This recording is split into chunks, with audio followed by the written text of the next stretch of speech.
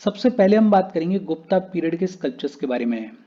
Gupta period के दौरान एक नया स्कूल डेवलप हुआ और ये जो नया स्कूल डेवलप हुआ ये डेवलप हुआ अराउंड सारनाथ वाराणसी। सारनाथ के इर्द गिर्द एक नया स्कूल डेवलप हुआ और ये जो नया स्कूल डेवलप हुआ इसमें क्रीम कलर्ड सैंडस्टोन का यूज देखने को मिला, इसमें मेटल का यूज देखने को मिला और ये जो नया स्कूल डेवलप हुआ इसमें स्कल्पचर्स वर प्रॉपरली ड्रेस्ड। नेकेडनेस देखने को नहीं मिलती थी, स्कल्पचर्स वर प्रॉपरली ड्रेस्ड। और इस नए स्कूल के अंदर बुद्धा के हेड के अराउंड जो हेलो दिखाया गया, हेलो मतलब बेसिकली हेड के अराउंड जो लाइट दिखाई जाती है, उस हेलो को हाईली डेकोरेट किया गया। बहुत सिंपल। गुप्ता पीरियड के दौरान स्कल्पचर्स को लेके एक नया स्कूल डेवलप हुआ और ये जो नया स्कूल डेवलप हुआ ये डेवलप हुआ अराउंड सारनाथ। इस नए स्कूल के अंदर क्रीम कलर्ड सैंडस्टोन का यूज देखने को मिला, मेटल का यूज देखने को मिला। जो भी स्कल्पचर्स बनाए गए दे वर प्रॉपरली ड्रेस्ड और बुद्धा के हेड के अराउंड जो हेलो दिखाया गया it was highly decorated. Example के तौर पे अगर बात करें तो एक सुल्तानगंज बुद्धा हैं। ये जो इमेज आप देख रहे हो ये है सुल्तानगंज बुद्धा की। ये कहाँ पे मिले हैं? ये बिहार में मिले हैं। लगभग 7.5 फीट हाई हैं और ये एक कॉपर का स्कल्पचर है। बहुत सिंपल। गुप्ता पीरियड के दौरान एक नया स्कूल डेवलप हुआ और ये जो स्कूल डेवलप हुआ ये डेवलप हुआ अराउंड सारनाथ। इस नए स्कूल के अंदर क्रीम कलर्ड सैंडस्टोन का यूज देखने को मिलता है, मेटल का यूज देखने को मिलता है। जो स्कल्पचर्स बनाए गए दे वर प्रॉपरली ड्रेस्ड और बुद्धा के हेड के अराउंड जो हेलो दिखाया गया है it is highly decorated. Example के तौर पर अगर बात करें तो Sultanganj Buddha is the example of this phase. फिर अगर बात करें गुप्ता पीरियड के टेराकोटा फिगर्स के बारे में, तो गुप्ता फेज के दौरान जो टेराकोटा फिगर्स बनाए गए उनको दो हेड्स में क्लासिफाई करके देखा जाता है। कौन कौन से दो हेड्स में क्लासिफाई करके देखा जाता है? एक तो कुछ टेराकोटा फिगर्स बनाए गए गॉड्स और गॉडेसेस के और दूसरा कुछ टेराकोटा फिगर्स बनाए गए मेल और फीमेल फिगर्स के। बहुत सिंपल। गुप्ता पीरियड के दौरान जो टेराकोटा फिगर्स बनाए गए उनको दो हेड्स में क्लासिफाई करके देखा जाता है। कौन कौन से दो हेड्स हैं? एक तो कुछ टेराकोटा फिगर्स बनाए गए गॉड्स और गॉडेसेस के और दूसरा कुछ टेराकोटा फिगर्स बनाए गए मेल और फीमेल फिगर्स के। इनफैक्ट एक देवनी मोरी स्तूपा है, कहां पर है? गुजरात में है। ये जो देवनी मोरी स्तूपा है इसमें बुद्धा के कई सारे फिगर्स देखने को मिलते हैं और ऑर्नामेंट्स देखने को मिलते हैं। बहुत सारे टेराकोटा फिगर्स का कलेक्शन बीकानेर में देखने को मिलता है, अखनूर में देखने को मिलता है। अखनूर एक जगह है कश्मीर में, तो बीकानेर में, अखनूर में, देवनी मोरी स्तूपा, इन सब जगह पे बुद्धा के फिगर्स, टेराकोटा फिगर्स और ऑर्नामेंट्स देखने को मिलते हैं। इजी और सिंपल सी बातचीत है और इजी और सिंपल तौर पे याद रखना। फिर इसके बाद बात आती है साउथ इंडियन टेम्पल स्कल्पचर्स के फीचर्स के बारे में। जो भी साउथ इंडियन टेम्पल्स हैं उनके स्कल्पचर्स के फीचर्स क्या क्या हैं। देखो, ये जो साउथ इंडियन टेम्पल स्कल्पचर्स हैं ये अलग अलग टाइम पे अलग अलग डायनेस्टीज ने बनवाए हैं। कुछ चालुक्याज ने बनवाए हैं, कुछ पल्लवाज ने बनवाए हैं, कुछ पांड्याज ने बनवाए हैं और कुछ चोलाज ने बनवाए हैं। अगर प्रोमिनेंट स्कल्पचर्स की बात करें तो एक है कीर्ति मुखा। ये जो इमेज आप देख रहे हो ये इमेज है कीर्ति मुखा की। और कीर्ति मुखा में बेसिकली है क्या है? एक मॉन्स्ट्रस फेस दिखाया गया है विद ह्यूज फैंग्स। एक बहुत ही मॉन्स्ट्रस फेस दिखाया गया है जिसके बड़े लंबे लंबे दांत हैं। तो कीर्ति मुखा ये जो स्कल्पचर है इसमें बेसिकली क्या है? एक मॉन्स्ट्रस फेस है और इस मॉन्स्ट्रस फेस के बड़े लंबे लंबे दांत हैं। ये जो कीर्ति मुखा है इसको साउथ इंडियन टेम्पल आर्किटेक्चर में डेकोरेटिव मोटिव के तौर पर यूज किया जाता है। डेकोरेटिव मोटिव के तौर पे इस कीर्ति मुखा को यूज किया जाता है इन दी साउथ इंडियन टेम्पल आर्किटेक्चर। और ये जो कीर्ति मुखा है ये बहुत कॉमनली हिंदू टेम्पल आर्किटेक्चर में देखने को मिलता है, साउथ ईस्ट एशिया में बहुत कॉमनली देखने को मिलता है और बुद्धिस्ट आर्किटेक्चर में भी देखने को मिलता है। बहुत सिंपल। कीर्ति मुखा क्या है अगर बहुत सिंपल तौर पे बात करें तो एक मॉन्स्टरस फेस है जिसके बहुत ह्यूज फैंग्स हैं, या समझने के लिए बोले तो बहुत लंबे लंबे दांत हैं। और ये जो कीर्ति मुखा है इसको साउथ इंडियन टेम्पल आर्किटेक्चर में डेकोरेटिव मोटिव के तौर पे यूज किया जाता है। बहुत कॉमनली इसको हिंदू टेम्पल आर्किटेक्चर में देखने को मिलता है, साउथ ईस्ट एशिया में बहुत कॉमनली देखने को मिलता है और बुद्धिस्ट आर्किटेक्चर में भी देखने को मिलता है। इजी और सिंपल सी बातचीत है। इसके अलावा म्यूजिकल स्कल्पचर्स हैं और म्यूजिकल स्कल्पचर्स के बारे में ऑलरेडी हमने थोड़ा बहुत पढ़ा हुआ है। बेसिकली ऐसे स्कल्पचर्स जहां पे म्यूजिकल इंस्ट्रूमेंट्स को इंटीग्रेट किया गया है और ये साउथ इंडियन टेम्पल्स का बड़ा यूनिक फीचर है। और ये जो म्यूजिकल स्कल्पचर्स हैं ये बहुत फ्रिक्वेंटली मिलते हैं तमिलनाडु में। हमने विट्ठल टेम्पल के बारे में पढ़ा हुआ है जो कि कहां पर है, हम्पी में है। ये जो विट्ठल टेम्पल है इसके अंदर म्यूजिकल पिलर्स हैं, इनके बारे में भी हमने पढ़ा हुआ है। ये जो म्यूजिकल पिलर्स हैं ये एग्जाम्पल्स हैं म्यूजिकल स्कल्पचर्स का। इसके अलावा जो अर्लीस्ट म्यूजिकल स्कल्पचर्स देखने को मिले हैं वो कहां पे मिले हैं, वो तमिलनाडु में कोदम्बलुरु में देखने को मिले हैं। तमिलनाडु के कोदम्बलुरु में अर्लीस्ट म्यूजिकल स्कल्पचर्स देखने को मिले हैं। इजी सिंपल सी बातचीत है, एक बार फिर से देख लेते हैं। देखो हमने एक तो बात की गुप्ता पीरियड के स्कल्पचर्स के बारे में। गुप्ता पीरियड के दौरान एक नया स्कूल डेवलप हुआ और ये जो नया स्कूल है ये डेवलप हुआ अराउंड सारनाथ। इस नए स्कूल में क्रीम कलर्ड सैंडस्टोन का यूज देखने को मिलता है, मेटल का यूज देखने को मिलता है और जो स्कल्पचर्स बनाए गए दे वर प्रॉपरली ड्रेस्ड। इसका एक बढ़िया एग्जांपल है सुल्तानगंज बुद्धा। गुप्ता पीरियड के टेराकोटा फिगर्स के बारे में बात करें तो टेराकोटा फिगर्स को दो हेड्स के अंदर क्लासिफाई किया जाता है। एक तो गॉड्स और गॉडेसेस के फिगर्स देखने को मिलते हैं और दूसरा मेल और फीमेल के फिगर्स देखने को मिलते हैं। कहां कहां मिलते हैं, बीकानेर में, अखनूर में, देवनी मोरी स्तूपा है गुजरात में, वहां पे टेराकोटा फिगर्स देखने को मिलते हैं। फिर हमने बात की साउथ इंडियन टेम्पल स्कल्पचर्स के फीचर्स के बारे में। एक तो ये जो साउथ इंडियन टेम्पल स्कल्पचर्स हैं ये अलग अलग डायनेस्टीज ने बनाए हैं, कुछ चालुक्याज ने, कुछ पल्लवाज ने, कुछ पांड्याज ने, कुछ चोलाज ने। जिसमें सबसे पहले हमने बात की कीर्ति मुखा के बारे में। कीर्ति मुखा के अंदर बेसिकली क्या है, एक मॉन्स्ट्रस फेस है जो कि बड़े ह्यूज फैंग्स के साथ में, बड़े बड़े दांतों के साथ में दिखाया गया है। और ये जो कीर्ति मुखा है इसको साउथ इंडियन टेम्पल आर्किटेक्चर में डेकोरेटिव मोटिव के तौर पर यूज किया जाता है। ये जो कीर्ति मुखा है ये बहुत कॉमनली देखने को मिलता है हिंदू टेम्पल आर्किटेक्चर में, साउथ ईस्ट एशिया में और बुद्धिस्ट आर्किटेक्चर में। फिर हमने बात की म्यूजिकल स्कल्पचर्स के बारे में। स्कल्पचर्स को म्यूजिकल इंस्ट्रूमेंट्स के साथ में इंटीग्रेट करना वो एग्जाम्पल है म्यूजिकल स्कल्पचर्स का। बड़ा यूनिक फीचर है साउथ इंडियन टेम्पल्स का और फ्रिक्वेंटली तमिलनाडु में देखने को मिलता है। एक बड़ा पॉपुलर एग्जाम्पल है इसका जो कि ऑलरेडी हमने पढ़ा हुआ है, म्यूजिकल पिलर्स कहां पर है, विट्ठल टेम्पल में, और विट्ठल टेम्पल कहां पर है, हम्पी में। लेकिन जो अर्लीस्ट म्यूजिकल स्कल्पचर है वो कहां पर देखने को मिलता है, वो तमिलनाडु के कोदम्बलुरु में देखने को मिलता है। इसके अलावा एक सप्त मात्रिका स्कल्पचर्स हैं, सप्त मात्रिका स्कल्पचर्स, और ये भी बड़ा यूनिक फीचर है साउथ इंडियन टेम्पल्स का। सप्त मात्रिका का मतलब क्या होता है, सप्त मात्रिका बेसिकली डिपिक्ट करते हैं, दिखाते हैं शक्तिज ऑफ हिंदू डिटीज को। ब्रह्मा विष्णु महेश की जो शक्तियां हैं उनको डिपिक्ट करते हैं ये सप्त मात्रिका। ये जो इमेज आप देख रहे हो ये इमेज है सप्त मात्रिका की। ओल्डेस्ट एग्जाम्पल सप्त मात्रिका का कहां पे देखने को मिलता है, कैलाशनाथ टेम्पल इन कांचीपुरम। कांचीपुरम तमिलनाडु में जो कैलाशनाथ टेम्पल है उसमें ओल्डेस्ट एग्जाम्पल देखने को मिलता है सप्त मात्रिका स्कल्पचर का। बहुत सिंपल और बहुत इजी सी बातचीत है, होपफुली आपको समझ में आई होगी। हम आगे बढ़ें उससे पहले वीडियो पे लाइक के बटन को दबा दो।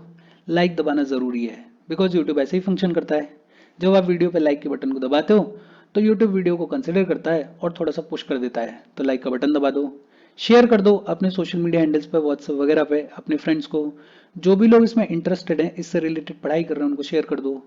अगर चैनल को सब्सक्राइब नहीं किया है तो फॉर श्योर चैनल को सब्सक्राइब कर लो। और अगर आप केपेबल हो हेल्प करना चाहते हो तो आप हमें हेल्प कर सकते हो by clicking on the join button, या फिर आप कंट्रीब्यूट कर सकते हो क्यूआर कोड को स्कैन करके। अच्छा, फिर इसके बाद बात आती है कि ये जो साउथ इंडियन टेम्पल स्कल्पचर्स हैं इनके और क्या यूनिक फीचर्स हैं। एक तो साउथ इंडियन टेम्पल स्कल्पचर्स में एनिमल और बर्ड मोटिव्स का यूज देखने को मिलता है और बहुत ही फ्रिक्वेंटली एनिमल और बर्ड मोटिव्स को यूज किया जाता है। दूसरा, एलिफेंट्स और स्नेक्स को डिपिक्ट किया गया है, बढ़ चढ़ के एलिफेंट्स और स्नेक्स को डिपिक्ट किया गया है साउथ इंडियन टेम्पल स्कल्पचर्स में। इसके अलावा स्वान का मोटिव देखने को मिलता है। स्पेशली जो पल्लवा टेम्पल्स हैं उनमें स्वान का मोटिव देखने को मिलते हैं। और याली मोटिव स्कल्पचर भी देखने को मिलता है। याली क्या होता है इसके बारे में ऑलरेडी हमने पढ़ा हुआ है। याली एक माइथोलॉजिकल क्रिएचर है जिसका हेड और बॉडी लायन की है और टस्क और ट्रंक जो है वो एलिफेंट की है। ये जो इमेज आप देख रहे हो ये इमेज है याली की। तो साउथ इंडियन टेम्पल स्कल्पचर्स में एनिमल और बर्ड मोटिव्स का यूज खूब देखने को मिलता है। एलिफेंट और स्नेक्स को डिपिक्ट किया गया है। स्वान का मोटिव देखने को मिलता है और याली का मोटिव स्कल्पचर भी देखने को मिलता है।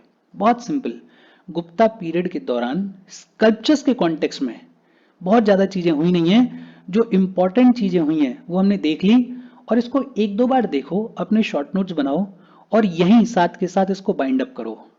फिर इसके बाद बात आती है चोला स्कल्पचर के बारे में। और चोलास के टाइम पीरियड के दौरान स्कल्पचर्स को बहुत इंपॉर्टेंस मिली फॉर डेकोरेशन।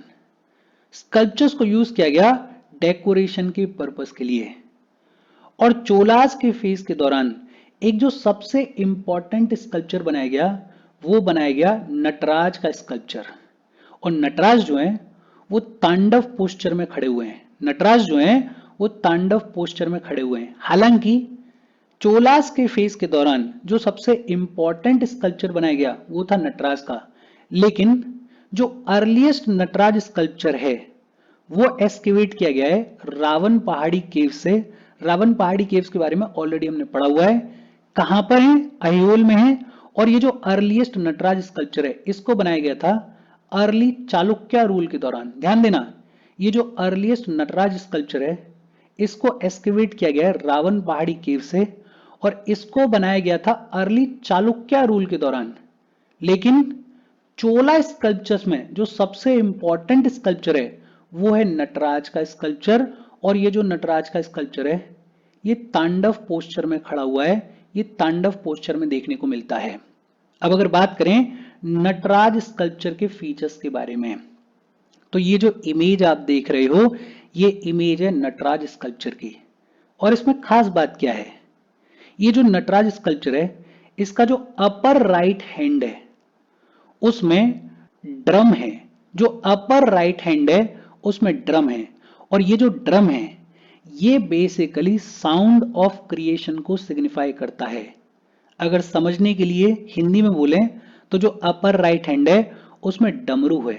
जैसे भगवान शिव के हाथ में डमरू होता है वैसे अपर राइट हैंड में डमरू है।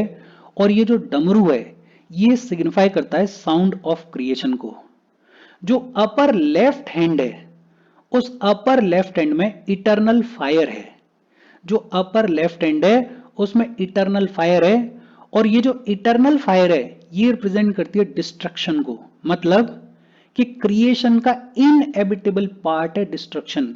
जो भी क्रिएट हुआ है वो डिस्ट्रॉय होगा ही होगा।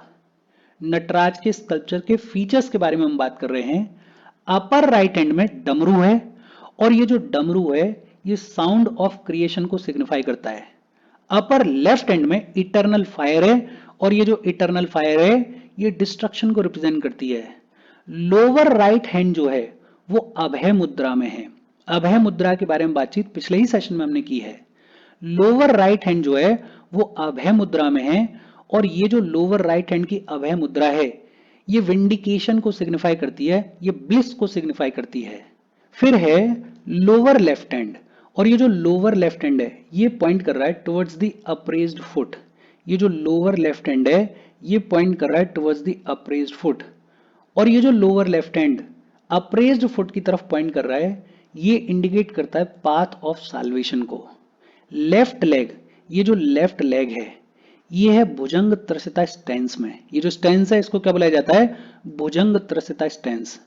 और ये जो लेफ्ट लेग भुजंग त्रसिता स्टेंस में है ये रिप्रेजेंट करती है त्रोभव को। ये रिप्रेजेंट करती है त्रोभव को। त्रोभव का मतलब kicking away Maya and illusion, कि हम माया को और इल्यूजन को किक अवे कर रहे हैं। और भगवान शिव जो हैं वो डांस कर रहे हैं on the figure of small dwarf. भगवान शिव जो हैं वो छोटे से ड्वार्फ के फिगर के ऊपर डांस करते हुए दिखाए गए हैं। ये जो ड्वार्फ है ये ड्वार्फ सिंबलाइज करता है इग्नोरेंस को। ये ड्वार्फ सिंबलाइज करता है ईगो को। बहुत सिंपल, एक बार फिर से देखते हैं। अपर राइट हैंड में डमरू है और डमरू सिग्निफाई करता है साउंड ऑफ क्रिएशन को। अपर लेफ्ट हैंड में इटर्नल फायर है और इटर्नल फायर रिप्रेजेंट करती है डिस्ट्रक्शन को। लोअर राइट हैंड जो है वो अभय मुद्रा में है और अभय मुद्रा सिग्निफाई करती है विंडिकेशन को, ब्लिस को। लोअर लेफ्ट हैंड जो है वो पॉइंट कर रहा है टुवर्ड्स द अप्रेज्ड फुट और ये दिखाता है पाथ ऑफ साल्वेशन को। लेफ्ट लेग जो है वो भुजंग त्रसिता स्टेंस में है और ये दिखाती है kicking away of Maya and illusion को। भगवान शिव जो है वो डांस कर रहे हैं on the figure of small dwarf और ये जो ड्वार्फ है ये दिखाता है इग्नोरेंस को और ईगो को। और भगवान शिव की ये जो पूरी पोस्चर है इसमें बहुत सारे फ्लोइंग लॉक्स दिखाए गए हैं। आप देख रहे हो ना, कई जगह से मुड़े हुए दिखाए गए हैं, फ्लोइंग लॉक्स दिखाए गए हैं। ये रिप्रेजेंट करते हैं फ्लो ऑफ रिवर गंगा को। ये जो फ्लोइंग लॉक्स हैं भगवान शिव के इस पोस्चर में ये दिखाते हैं फ्लो ऑफ रिवर गंगा को। ऑर्नामेंटेशन की अगर बात करें तो भगवान शिव के एक कान में मेल ईयररिंग है और दूसरे कान में फीमेल ईयररिंग है। बेसिकली भगवान शिव को हाफ मैन और हाफ फीमेल के फिगर में दिखाया गया है, अर्ध नारेश्वर वाले इमेज में दिखाया गया है। भगवान शिव के आर्म के अराउंड एक स्नेक दिखाया गया है और ये जो स्नेक है ये सिंबलाइज करता है कुंडलिनी पावर को। कुंडलिनी पावर बेसिकली इंसान की स्पाइन में, इंसान की जो रीढ़ की हड्डी होती है उसमें रिजाइड करती है, लेकिन डोरमेंट स्टेज में रिजाइड करती है, डेड स्टेज में रिजाइड करती है। और अगर इसको अरोज कर दिया जाए, अगर इसको जगा दिया जाए तो ट्रू कॉन्शियसनेस को अटेन किया जा सकता है, ऐसा माना जाता है। तो भगवान शिव की आर्म के अराउंड स्नेक दिखाया गया है। ये जो स्नेक है ये सिंबलाइज करता है कुंडलिनी पावर को। और ये जो पूरी की पूरी नटराज की इमेज है या स्कल्पचर है इसको सराउंड किया गया है by the nimbus of glowing lights. और ये जो निम्बूज ऑफ ग्लोइंग लाइट्स हैं ये दिखाते हैं vast unending cycles of time, कि टाइम की जो साइकिल है वो अनएंडिंग है, वो कभी खत्म नहीं होती है। बहुत सिंपल। ये जो फ्लोइंग लॉक्स हैं ये दिखाते हैं फ्लो ऑफ रिवर गंगा को। ऑर्नामेंटेशन की अगर बात करें तो भगवान शिव के एक कान में मेल ईयरिंग है और दूसरे में फीमेल ईयरिंग है। बेसिकली भगवान शिव को अर्ध नारेश्वर वाले फॉर्म में दिखाया गया है। भगवान शिव के आर्म के अराउंड एक स्नेक दिखाया गया है और ये जो स्नेक है ये सिंबलाइज करता है कुंडलिनी पावर को। और नटराज के स्कल्पचर के इर्द गिर्द ग्लोइंग लाइट्स दिखाई गई हैं और ये जो ग्लोइंग लाइट्स हैं ये सिंबलाइज करती हैं vast unending cycles of time को। बहुत सिंपल सी बातचीत है। फिर इसके बाद एक स्कल्पचर है सेम्बियन महादेवी का। सेम्बियन महादेवी का ये जो स्कल्पचर है, बेसिकली सेम्बियन महादेवी जो है वो 10th सेंचुरी की चोला क्वीन हुआ करती थी और इन्होंने कई सारे टेम्पल्स बनवाए हैं। ये जो स्कल्पचर आप देख रहे हो ये सेम्बियन महादेवी का स्कल्पचर है। इसके अलावा कल्याण सुंदर स्कल्पचर है। ये जो तीसरी इमेज आप देख रहे हो ये है कल्याण सुंदर स्कल्पचर की। 9th सेंचुरी में कल्याण सुंदर मूर्ति को बनवाया गया। इट इज नोन फॉर पानी ग्रहण। पानी ग्रहण का मतलब होता है सेरेमनी ऑफ मैरिज। ये जो पानी ग्रहण सेरेमनी ऑफ मैरिज होती है उसके लिए इस कल्याण सुंदर स्कल्पचर को जाना जाता है और इसको रिप्रेजेंट किया जाता है दो स्टैच्यूज से। दो स्टैच्यूज आपको दिख रहे होंगे, एक ये और एक ये। इन दो स्टैच्यूज से कल्याण सुंदर स्कल्पचर को दिखाया जाता है और इसमें भगवान शिव जो हैं वो अपना राइट हैंड एक्सटेंड कर रहे हैं और राइट हैंड से उन्होंने पार्वती के राइट हैंड को पकड़ा हुआ है, एक्सेप्ट किया हुआ है। तो ये जो इमेज है ये है सेम्बियन महादेवी का स्कल्पचर। ये 10th सेंचुरी की चोला क्वीन हुआ करती थी। इन्होंने कई सारे टेम्पल्स बनवाए। और ये जो तीसरी इमेज आप देख रहे हो ये है कल्याण सुंदर स्कल्पचर की। 9th सेंचुरी में इसको बनवाया गया और ये सिंबलाइज करती है पानी ग्रहण को, सेरेमनी ऑफ मैरिज को। और इसके साथ आज की हमारी बातचीत खत्म हो गई। देखो, फैक्चुअल सेशन था। नटराज का स्कल्पचर, इसके बारे में आपको पता होना चाहिए। गुप्ता पीरियड के दौरान क्या क्या हुआ बेसिक तौर पे आपको पता होना चाहिए। सिंपल फैक्चुअल सेशन है। शॉर्ट नोट्स बनाओ, एक दो बार रिवाइज करो, बाइंड अप करो। अगर कोई डाउट हो तो कमेंट करके पूछ लेना। Thank you very much.